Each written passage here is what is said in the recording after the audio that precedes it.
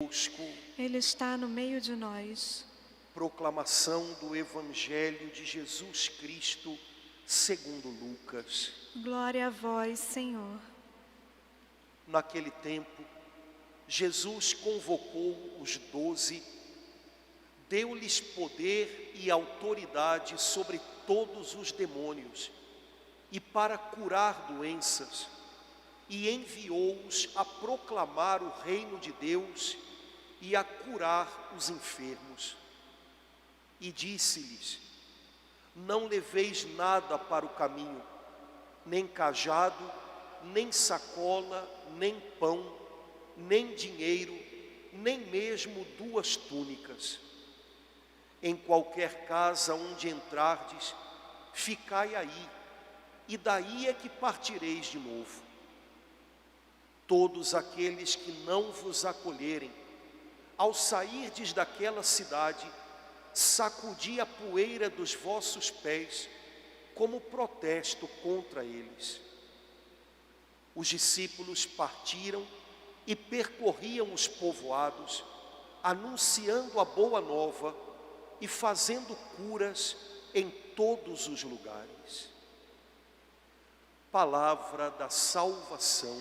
Glória a vós, Senhor.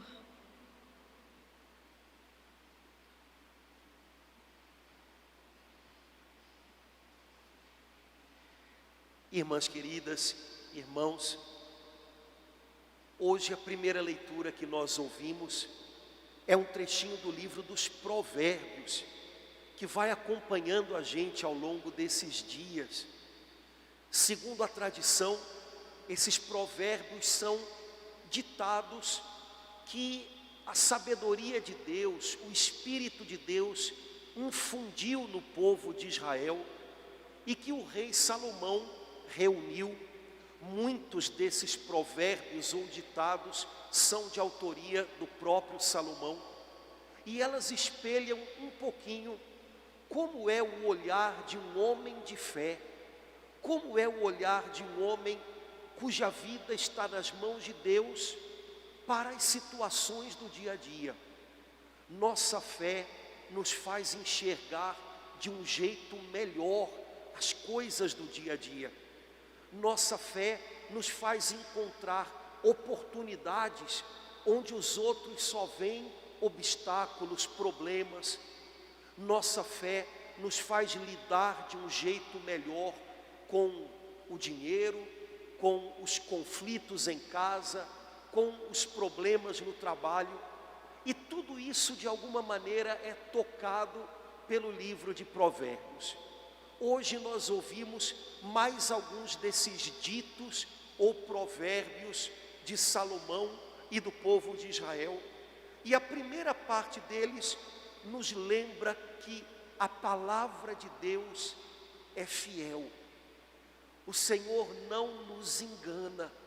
E quando nós confiamos nele, e quando nós colocamos a nossa segurança nele, ele nos defende, ele nos protege nos combates da vida. São Bernardo, um grande homem de Deus, um dia nos ensinou: guarda a palavra de Deus no teu coração, guarda a promessa de Deus na tua alma, guarda os decretos do Senhor no teu íntimo, e a palavra de Deus vai guardar você. É um pouquinho isso que hoje nos fala a primeira leitura. A palavra do Senhor é comprovada, ele não engana a gente, e se você faz dele o seu escudo, ele guarda você. Quem sabe hoje, nesse mês de setembro, que na Igreja do Brasil é o mês da Bíblia, a gente podia renovar no coração da gente essa experiência. Quem guarda a palavra de Deus é guardado por ela. Quem grava a palavra de Deus na sua alma, essa palavra se torna a espada com a qual o Espírito Santo o defende, o protege das mentiras do mundo, dos enganos do diabo. A palavra de Deus traz equilíbrio, traz luz, traz uma capacidade nova para a gente reagir e lutar no meio de tanta confusão que a gente tem visto ao redor da gente. A palavra do Senhor guarda os que aguardam. Tenha fome da palavra de Deus, faça dela o alimento da sua mente e do seu coração. Faça a palavra de Deus a pauta do seu dia a dia. A pauta do dia a dia de um cristão não pode ser dada pelas notícias ruins que vêm pela internet ou pelos jornais. A pauta da vida de um cristão não é dada pelas intrigas dos homens, pelas fofocas dos homens. A pauta que um cristão tem diante dos olhos dele a cada manhã é a palavra do Senhor. E um cristão deseja que essa palavra se torne carne nele.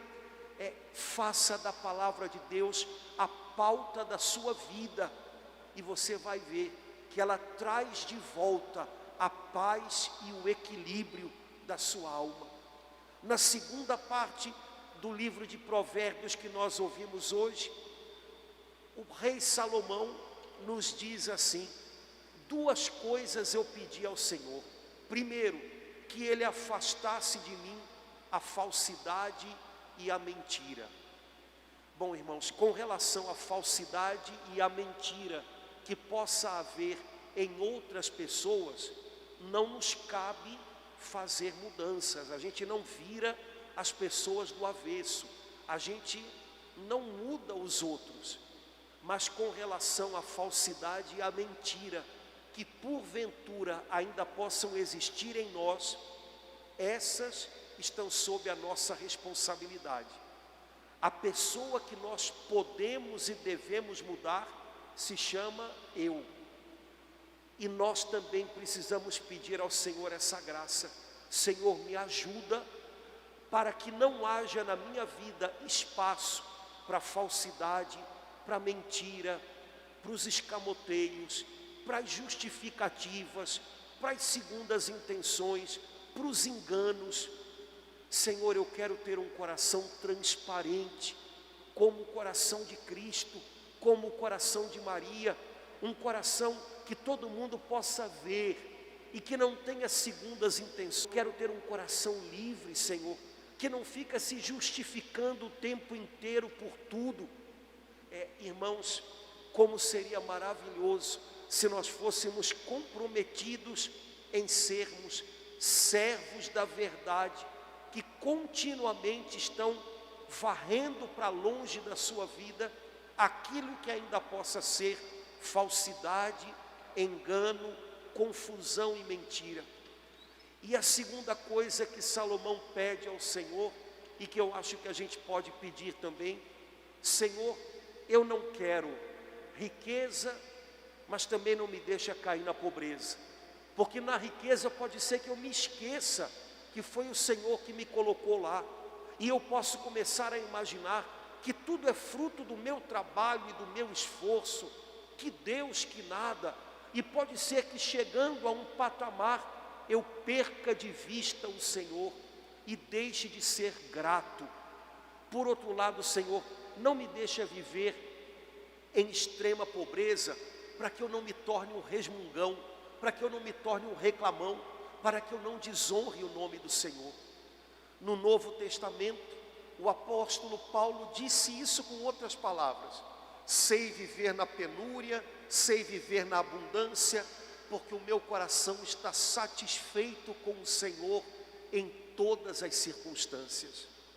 Irmãos, precisamos também aprender a viver em todas as circunstâncias com o coração feliz em Deus.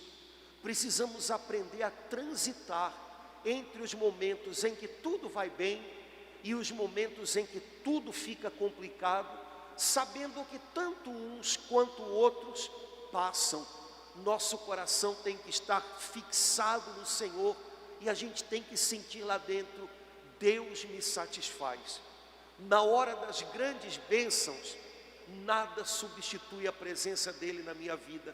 Na hora em que eu estou passando por apertos, eu sei que eu conto com a presença dEle na minha vida, Por isso, a gente se torna capaz de prosseguir no meio de provas e de bênçãos, de penúria e de abundância, e um cristão vai prosseguindo adiante, porque a sua meta, a sua recompensa, o seu alvo é o Senhor. A leitura do evangelho que nós ouvimos hoje é um trechinho do evangelho de Lucas, no qual o Senhor Jesus Cristo manda os seus apóstolos num estágio de evangelização. A gente sabe que a grande missão de encher o mundo com o evangelho, a largada dela foi Pentecostes. Mas enquanto o Senhor Jesus Cristo ainda estava corporalmente aqui sobre a terra, Ele enviou os seus apóstolos algumas vezes, de 2 em 2, às cidades aonde Ele próprio queria ir. Foi uma espécie de estágio para que eles aprendessem a se lançar na missão. E de cada vez que Jesus os enviava, Jesus dava a eles algumas dicas importantes. No Evangelho de São Lucas, Jesus diz aos apóstolos: vão a todos os lugares, eu dou a vocês poder e autoridade sobre os demônios e para curar as doenças. E então Jesus os enviou a proclamar o reino de Deus e a curar os enfermos. Veja que coisa legal. O Evangelho de São Lucas coloca em relevo que a presença dos apóstolos curava as pessoas. Jesus os enviou não só para falar do Evangelho, mas para que eles manifestassem o Evangelho e onde chegassem, curassem os enfermos do corpo e da alma.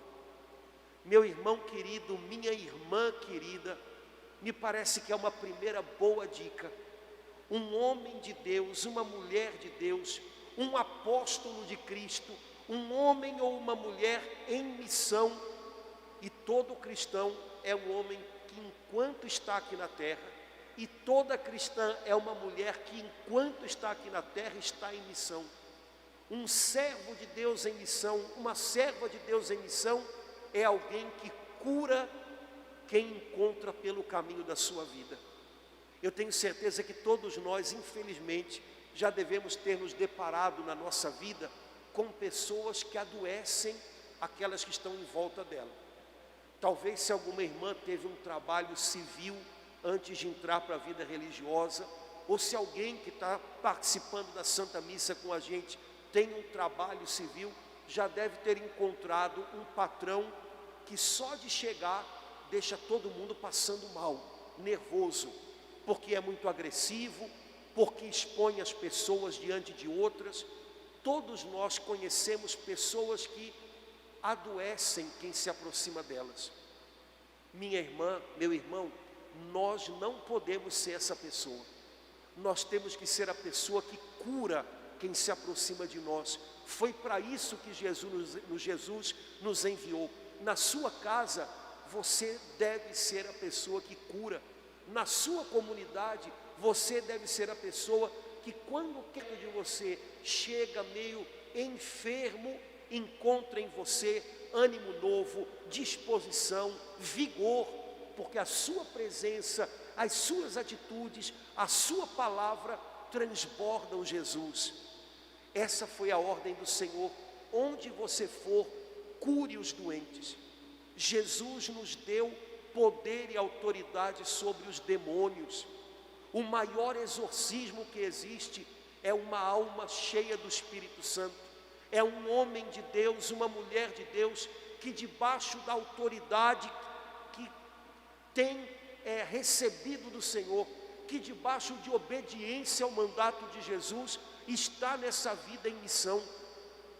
Irmãs, hoje em dia muitas pessoas procuram orações específicas ou sacramentais e pensam: esse sim é bom, esse sim é para libertação, esse sim é um grande exorcismo. E a igreja nos oferece muitos desses meios e é lícito usá-los, mas a gente não pode esquecer que Jesus deu poder e autoridade sobre os demônios a pessoas. Uma alma habitada pelo Espírito Santo, uma pessoa que se move na terra debaixo de obediência à voz de Cristo. Essa pessoa é um exorcismo vivo, e assim nós devemos viver, porque é assim que o Senhor nos enviou. Jesus diz depois aos apóstolos: não levem nada pelo caminho, nem cajado, nem sacola, nem dinheiro, nem 2 túnicas. Há um outro evangelista que fala dessa ordem de Jesus um pouquinho diferente. São Mateus diz: levem cajado, não levem sacolas. Eu creio que tanto Lucas quanto Mateus, no fundo, estão dizendo para a gente o seguinte: você tem uma longa jornada pela frente, não carregue excesso de peso, porque você vai se cansar antes da hora. Irmãs, ao longo do nosso caminho com o Senhor, pode ser que a gente vá colocando dentro das nossas mochilas muita coisa que vai envergando a gente, que vai tornando a gente sem destreza para percorrer o caminho. É preciso que a gente descarregue as nossas mochilas para que a gente continue disponível ao Senhor para a obra que Ele quer que a gente faça. Outro evangelista diz: cajado pode levar. Por quê? Porque se as sacolas impedem a gente de prosseguir, porque elas podem se tornar uma sobrecarga, o cajado é alguma coisa que eu uso para tomar impulso para ir para frente. É como se os evangelistas estivessem dizendo: esteja pronto para prosseguir, não se sobrecarregue acumulando coisas, acumulando mágoas, acumulando saudades do que já foi vivido, acumulando ideias, planos seus que não se juntam com os planos de Deus. Esteja disponível para o Senhor e leve nas mãos aquilo que ajuda você a ir para frente, aquilo que ajuda você a avançar. Cajado pode, sacola não. Por fim, Jesus diz: se alguém não acolher vocês, quando vocês saírem da cidade dessas pessoas, batam os pés, tirem a poeira acumulada naquele lugar e prossigam. Sabe o que essa palavra significa, irmãs? Que quando o Senhor nos confia uma missão, isso não significa que nós ficamos imunes a aparentes fracassos, imunes a sermos rejeitados. Não. Quando o Senhor nos confia uma missão, isso significa que Ele nos dá forças para que a gente prossiga, para que a gente seja fiel, mesmo que no meio do caminho a gente seja rejeitado, mesmo que no meio do caminho aconteçam aparentes fracassos. As irmãs devem lembrar que a primeira pregação de Jesus, que aconteceu na sua cidade de Nazaré, foi um aparente fracasso. Jesus leu o trecho de Isaías, Jesus disse aos seus conterrâneos: se alegrem, essa palavra hoje está sendo real aqui. Eles não compreenderam muito bem. Jesus os incitou a não perder de vista a chance, a oportunidade que Deus estava dando para eles naquele dia, e eles não gostaram da chamada de atenção de Jesus, e foram com Jesus até o alto de um penhasco, com a intenção de lançá-lo lá de cima. A Bíblia diz que Jesus, passando no meio deles, seguiu o seu caminho. Já imaginou, irmã? A primeira pregação que Jesus fez não gerou aplausos, não gerou uma multidão de conversões. As pessoas que o ouviram queriam lançá-lo de um penhasco. As pessoas o rejeitaram, mas Jesus não parou na rejeição. Passando no meio de tudo aquilo, Jesus seguiu o caminho. Ele tinha um sim a dar ao Pai, ele tinha recebido um chamado, e o chamado continuava de pé, mesmo no meio da rejeição, e ele não podia parar antes da hora, ele tinha que dar esse sim até o final. Agora, no trechinho do Evangelho que nós ouvimos, Jesus diz aos discípulos: pode ser que vocês sejam rejeitados. Não parem no meio do caminho. Irmãs, quando a gente recebe um chamado de Deus, isso não significa que tudo sempre vai dar certo, tudo sempre vai ser do jeitinho que a gente planejou, todo mundo vai entender a gente. Não. Há momentos em que parece que a gente fracassou, há momentos em que as pessoas não vão nos entender, há momentos em que a gente não vai encontrar respaldo em muitos, mas ainda que a gente seja rejeitado, a gente ainda tem um sim a dar ao Pai. O sim ainda não foi dado até o final, a gente tem que prosseguir, passando no meio das dificuldades, a gente tem que ir adiante no nosso caminho. Quando Jesus diz, batam os pés e tirem a poeira do que ficou para trás, eu acho que Jesus não está dizendo para a gente amaldiçoar quem fica para trás. Ele está dizendo que a gente não pode deixar tanta poeira acumular na gente, poeira daquilo que não deu certo, poeira das palavras que nos feriram, que isso torne a gente um instrumento empoeirado, um instrumento com o qual Deus não pode contar mais porque está num canto. Minha querida irmã, a senhora não pode ser um instrumento empoeirado, enferrujado pelas coisas que talvez tenham machucado o seu caminho, pelas coisas que talvez tenham dado errado, pelos aparentes fracassos. Quem sabe hoje o Senhor não está convidando a gente a bater a poeira, limpar a poeira que foi se acumulando sobre a gente, a poeira do que ficou para trás e que não ajuda a gente a prosseguir. Hoje, tire a poeira que se acumulou sobre a alma, tire a poeira de um caminho que talvez tenha ferido os seus pés e prossiga, Nosso Pai Celestial ainda espera um pedaço, um bom pedaço do seu sim. Ele ainda não foi dado por inteiro. Seu coração ainda pode ser generoso com o Senhor.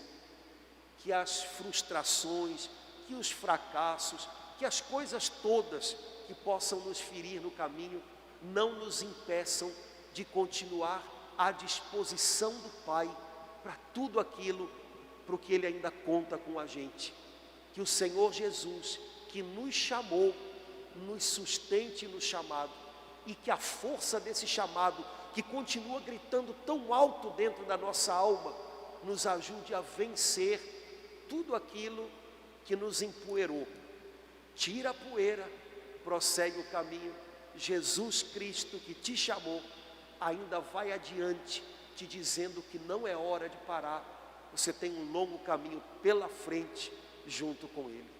Vamos colocar sobre o altar da Santa Missa, no ofertório da Santa Missa, como o pão e o vinho, vamos colocar o nosso sim de novo. Pai, eu sei que eu estava me deixando empoeirar, hoje não mais. Pai, eu sei que eu estava machucada ou machucado pelos fracassos lá atrás.